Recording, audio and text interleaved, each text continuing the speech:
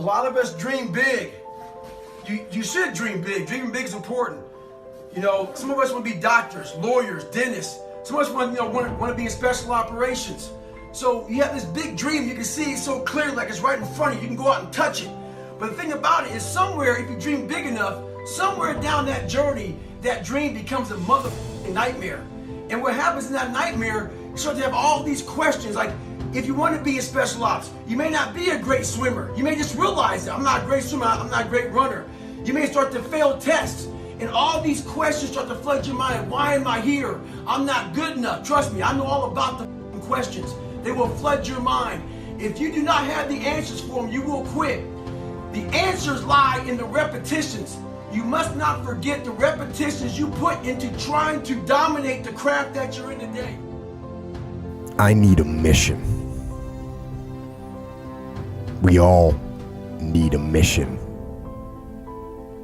That's what life should be, is a mission. That's what gives your life purpose and focus and drive and ultimately satisfaction.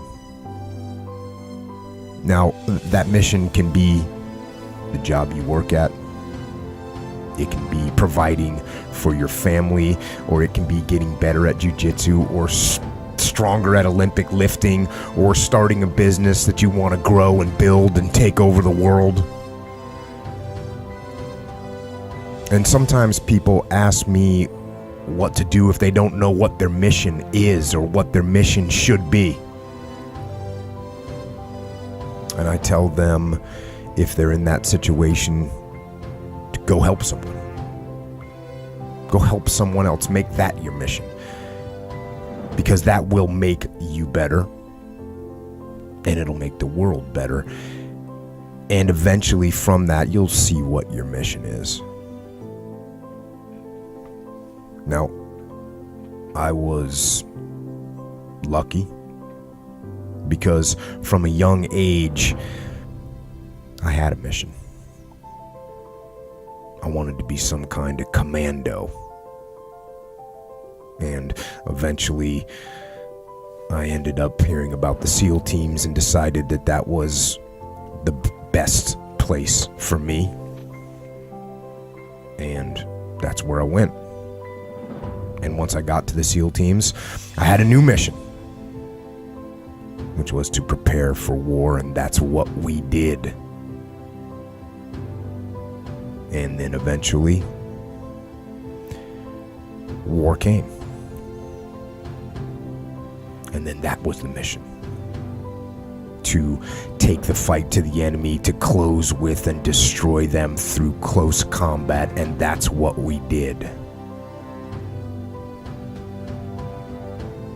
But eventually, for me, and for everyone in the military, it ends. Maybe because of retirement, or maybe because of family obligations, or maybe for medical reasons, but for every warrior, eventually, the war ends. And that career ends, and that mission ends. And I've talked a lot on this podcast about how important it is to find a new mission.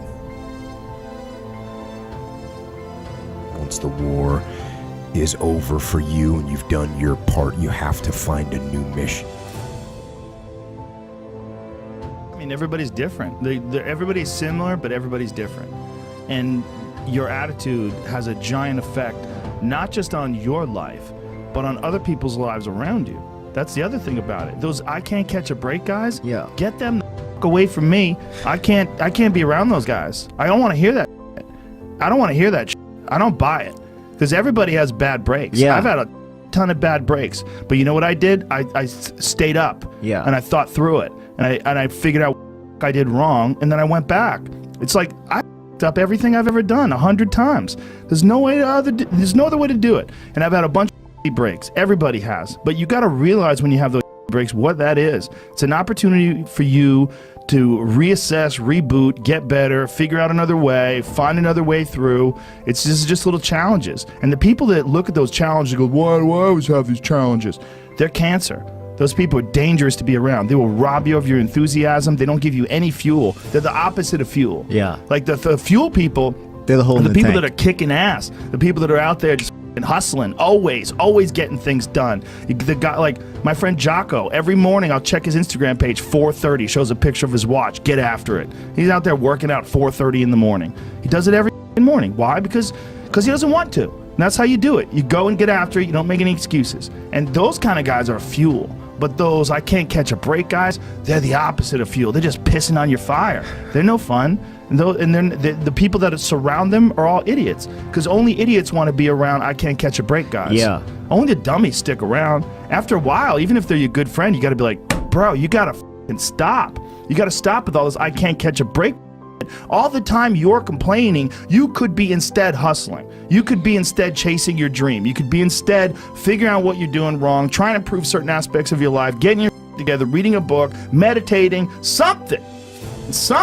But this I can't catch a break is not helping anybody, and it pushes everybody away from you. But some people, they get caught in that pattern, and it might be their parents, it might be how they were raised, somebody might have told them they were useless real early on, it's stuck, and they never feel like they get enough reassurance, they never feel like they get enough motivation, and they feel like other people get more, and they look at all these other people, how come he gets that, how come she gets this, how come he's got that going on, and that's bad for you too. As you all know, it's a hot nice heat wave. Mother Nature's a pissed off motherfucker, but guess what? So am I. So who gives a Today I was running, and this guy passes me in the car. And it's about 100 degrees out here, 70% humidity. And the guy comes back around, looks at me. He pulls his car by me and says, why the f*** are you out here? I said, because you're not.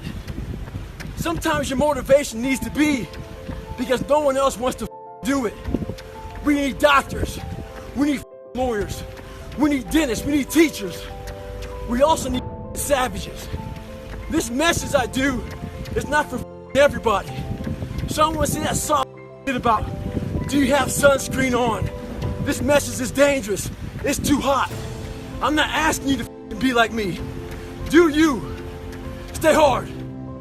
You know, just do more. Just keep going. Even if it's on the next day. Just keep going. Do more. If you have extra time, do whatever you can do to stay ahead. And I do that pretty much until I'm brain dead.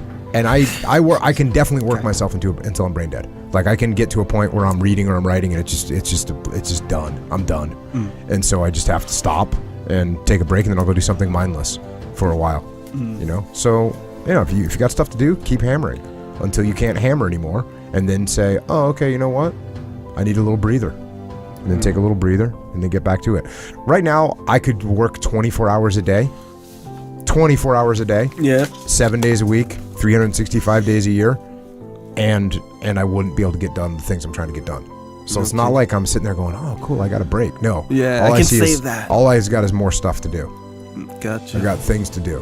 So not a bunch of, what does he call it, breaks and relaxing. There's not a lot of that happening right now. Now, you go surfing. Is that a break?